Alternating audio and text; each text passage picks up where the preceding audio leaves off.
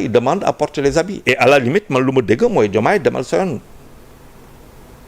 man loolu laa dégg mun naa ma juum na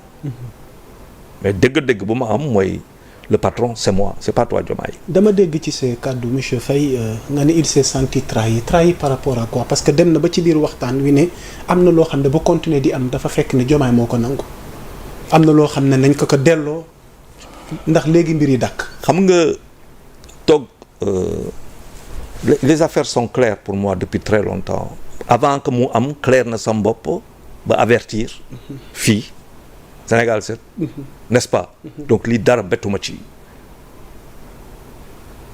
il faut que ñu nangul Sénégalais yi ñu nangul Sonko benn affaire il est l'artisan du changement loolu il faut que ñu nangul ko maintenant xam nga lan mooy affaire ba mooy que le pouvoir ne se partage pas le président ce n'est pas Sonko il est le premier ministre et dans la constitution lu mu bindee mbir gi mooy que premier ministre président moo koy nommé premier ministre sous les directives les instructions du président de la République lay donner corps sous sa directive mais dans le projet le président le projet ak c'est pas Diomaye c'est Sonko donc l'exercice du pouvoir qui est douloureux nga koy découvrir tu te rends compte que tu n'es pas le patron c'est ce que Sonko wax waa Pastef te loolu lay wax sénégalais yi et à partir de ce moment-là ça pose un problème de dualité au pouvoir jusqu'où ira cette dualité. falaa la bëggoon laaj fan lañ jëm ak situation bi. ah ça il faut que. parce que am na loo xam ne kenn ñaanu ko yàlla bu réeroo am ngir njëriñal ëllëg gi ndax ànd gi rafet na ba noppi àgg nañ foo xam ne li ñuy xaar mooy résultat parce que jafe-jafe yaa ngi taxaw. waaw yàlla bu réeroo am parce que y a un rêve de la jeunesse sénégalaise rêve boobu il faut pas ñu yàq ko il faut pas que un cauchemar ngay rêver dem daje cauchemar donc ñoom ñaar fokk ñu toog ñu gérer ba am pacte ba nga xamante ne ou alors le président s'efface totalement ne Sonko loo bëgg laay def et je déroule la politique que tu veux quand bien même que man maay président de la République constitution mais lu nga bëgg laay dool n'est-ce pas et ñu liggéey très rapidement nag te loolu du doy parce que tam loolu boo ko defee c'est que très rapidement il y a des questions économiques il y a des questions politiques il y a des questions sociales ñaar questions yoo xamante ne lu am solo la ñett la mooy question économique tout de suite satisfaction foog nga trouver la relance économique pour que financièrement dëkk bi dox socialement nit ñi gis seen bopp loolu mooy loo xamante ne moom lay ñoom la ñuy xaar ci ñoom ñaar donc il faut que bu fekkente ne on part pas sur ça que le président de la République taxaw ne non man la Sénégalais yi tànn maay président de la République il est évident qu'à ce moment-là la cassure est définitive bu boobaa naturellement Sonko il peut dire moi je vais à l'Assemblée nationale te bu ma demee Assemblée nationale mooy que nekkatuma sous tes ordres je suis non seulement le président d'une institution donc institutionnellement il devient le numéro 2 de la nation et avec une majorité confortable n'est-ce pas mais même loolu tam donte bu amoon il faut se méfier du piège mooy que mu am loo xamante ne xeex mooy la cohabitation ça veut dire ñu bokk parti bokk lépp bokk ñoom ñoo xeex ensemble war a nag cohabiter ensemble xam nga loolu boobu dina doy waar loolu day doy waar loolu il va parce que loolu bu amee ça veut dire d'un duo à la cohabitation loolu mun nga ko entrevoir mais il va falloir être très très très très grand pour que mu nekk duo bu dee am na cohabitation am na avec Sonko pour que tous les deux ne perdent pas en 2029 ah ben oui parce que ñoom ñaar seen destin sera lié bu fekkente ne Sonko neen man je vais à l'Assemblée nationale toog seetaan yow nga nekk président de la République ba pare il se regarde en chien de faïence mais ñoom ñaar ils sont perdants parce que sénégalais yi du ñu nangu loolu duñ ne yéen seen problème yéen ñaar ngeen war a teg seen problème yéen ñaar ngeen bëgg ñu siy souffrir parce que xam nga boo jëlee affaire bi trivialement maanaam trivialement nga wax ko sénégalais yi mu yomb lool mu ngi mel ne yow nga nekk borom kër yàlla def nga njaboote xale yi toog kër ga di la xaar ngoon si ñëw ñu am yaakaar yow nga ñëw kër ga nga ne leen tante gi tonton ba jarbaat ndijaay ga patati patala xale yi ne la mais papa ñun dañoo xiif dañoo mar wax ñu leneen Sénégal fa la toll maanaam seen problème yéen ñaar réglé leen ko lu bëggee day gaaw parce que Sénégal leneen la soxla lu dul lii fa lañ toll ñoom donc faaw ñu dimbali leen parce que ñu bëri dañ leen gëmoon oui faut pas hypothéquer le rêve des gens parce que le choc boobu dañ si dox de parce que ku nekk yaa ngi kontaan di ne oui mais na nga xool suñuy xale yi suñuy doom yi gëm ñooñu faut pas que ñu génn si choc traumatisant parce que bu dee boobu man damay dem suma yoon bàyyi parce que ça veut dire qu'il n'y a plus d'espoir parce que pour ne dindi yaa toll il faudra 2 générations 3 générations noonu moytu suñuy def donc ñoom ñaar ñun toog waxtaan bu dee nag ce n'est pas possible waaw ce sera un échec cuisant pour notre pays te loolu ñemewuma ko xalaat sax quoi nañ jiital projet ga jiital Sénégal bu dee président de la République mun na nangul Sonko que le projet c'est lui mu topp bu dee nag le président de la République nee na mbube bi man lañu voté mbube bi antan naa ko sol naa ko mën naa ko tu sais où est-ce qu'on va et dans les 2 cas là ku fi jóg fii ak 2029 daal bu dee économiquement financièrement socialement réglé wuñu ay problème mooy que naturellement ils seront une parenthèse une transition malheureuse politique de l'histoire de notre pays. Alors monsieur Faye yow tey Sonko en tant que PM ak gouvernement gi mu tëgg ak nomination yi am ci sa appréciation ak sa njàngat ndax jàpp nga ni bii attelage gi ñu am tey dina mën a wuyu si tey ji si soxla sénégalais yi ndax ñu bëree ngi poser débat ndax moom sax am na conseil des ministres boo xam dafa tapé sur la table ci ñi ñu dénk yenn charge yi mel na ni dese nañoo mate dañ leen dénk ndax boobaa dañuy jëm vers maanaam benn attelage gu bees muy gouvernement bu bees parce que débat boobu tamit ñu ngi ko fay romandaat am ñu naan loolu gën na tax fi mu ne nii coow gën a am ndax ci biir daal ci wàllu gouvernement gu bees boobu ñu bëgg a teg am na lu ci coow am loo xamante ni tamit tax na yëf yi gën a envenimé waaw xam nga gouvernement ay animateur la ay animateur rek la ñu président day joxe instruction sous la directive d'un premier ministre nga dawal le premier ministre Ousmane Sonko est en train de dire mu ngi wax sénégalais yi instruction yi du yooyu du yu baax yi parce que bu doon instruction yu baax gouvernement suma directive lay liggéey kon day baax ay dégg bu baax donc on a un sérieux problème n'est-ce pas léegi bu ñu xoolee 15 mois si 15 mois yi lenn rek ngay xool boo génnee c'est-à-dire képp kuy sénégalais boo génnee suñu réew day dem di gën a wéet boo xoolee suñuy tali yi boo xoolee suñu investissement le secteur privé le bâtiment est en train de parler bâtiment yi ngi jooyantu yu metti les hommes d'affaires ñu bëri a ngi jooy ñu bëri nga kaso ak yu demee noonu je pense que effectivement gouvernement boo xamante ne moom la ñu teg en place premier ministre moo ko fi teg aussi xaw ma nag est-ce que moom moo ko fi teg wala président a leen fi teg mais proposition sur proposition du premier ministre laa xamoon ba tey président de la république te dina ma bett trop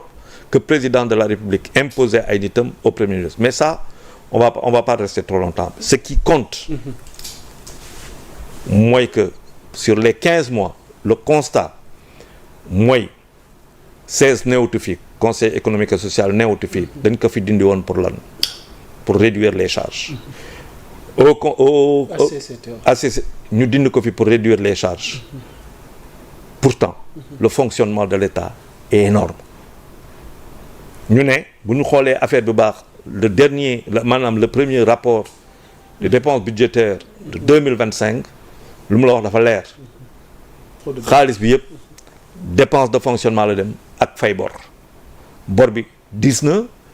fonctionnement bi 10 na te budget d'investissement 2 milliards si lu ma déggee 2 milliards et quelques la 2 milliards et quelques si réew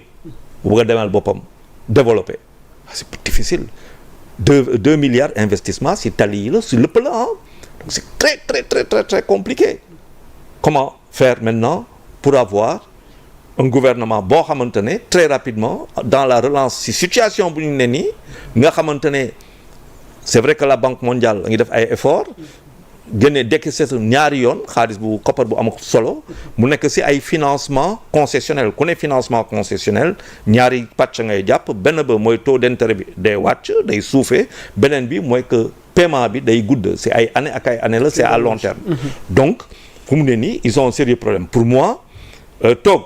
di frapper sur des acteurs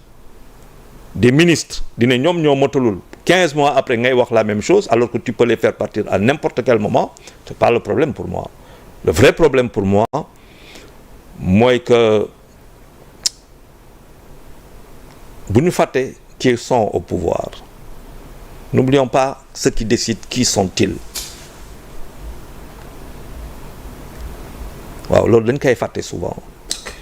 dañ koy fàtte pour man réew bi dafa amoon loo xamante ne depuis plusieurs années où ça allait un peu dans tous les sens même bu fekkente ne amoon na lu ñu fiy defar mais sénégalais yi commençaient quand même à se fatiguer à être fatigués moo am lu ñëw indi sénégalais yi gën a irrité gën a irasci gën a doyal si régime mu Macky Sall si biir loolu mu am koo xamante ne moom moo génn ne fës taxaw xeex càmbar taxawal sénégalais yi tànn ko. dundal yaakaar mais boo xoolee bu baax a baax derrière qu'est-ce qu'il y avait en termes économie économie quand même si c'était difficile amoon na ay financement amoon na ay travaux amoon na loolu donte on a beaucoup à dire on pourrait dire beaucoup de choses loolu moo taxaw des décisions ont été prises am na loo xamante ne premier ministre dafa ñëw wax ko le 26 septembre 2024 man daf ma tiital man si laa ne bon ok demal toog noppi toog seetaan parce que ñun dinañ sonn et ça je l'ai dit je l'ai assumé nit ñi ne il a fait bien de dire et tout ça il a raison ma ne leen ok si vous pensez que le monde est ainsi fait mais alors vous n'avez rien compris à la politique et vous n'avez rien compris à la marche non seulement du pays mais dans le monde ku si nekk da ngay jéem a naxante xool loo fooy téye affaire yi donc on a choisi cette voie-là et qu'est-ce qu'on a vu après mais tout s'est arrêté mais écoute aujourd'hui question de gouvernement non est-ce que c'est une question de gouvernement d'homme ou c'est une question de vision de décision de pratique politique mais qui sont ces hommes parce que yeneen contexte dans un autre contexte jamais ils auraient pensé dans leur vie xëy na def politique jamais le président lu mu tudd Pastef daa politique mais pourquoi mu politique c'était un syndicaliste d'abord si ay toog di wax un certain nombre de choses gars yi dal ba mu fës mais ban pratique u état la am lu dul loo xamante ne moom la koy état di ko sant état lu mu lay sant état day sant douane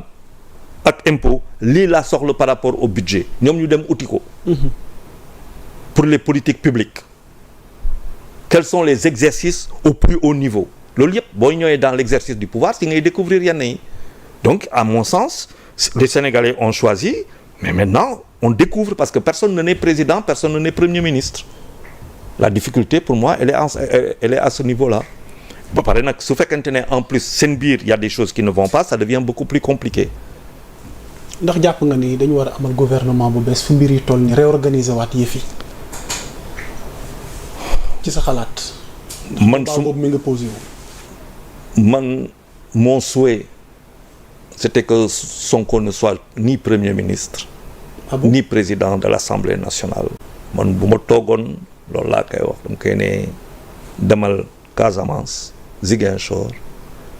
laaj fa 150-200 milliards par an dinañ la ko jox nga liggéey Casamance ba ñëpp gis ko boo liggéeyee Casamance Ziguinchor boo ko liggéeyee ba ñëpp gis ko 5 ans yaa moom réew bi parce que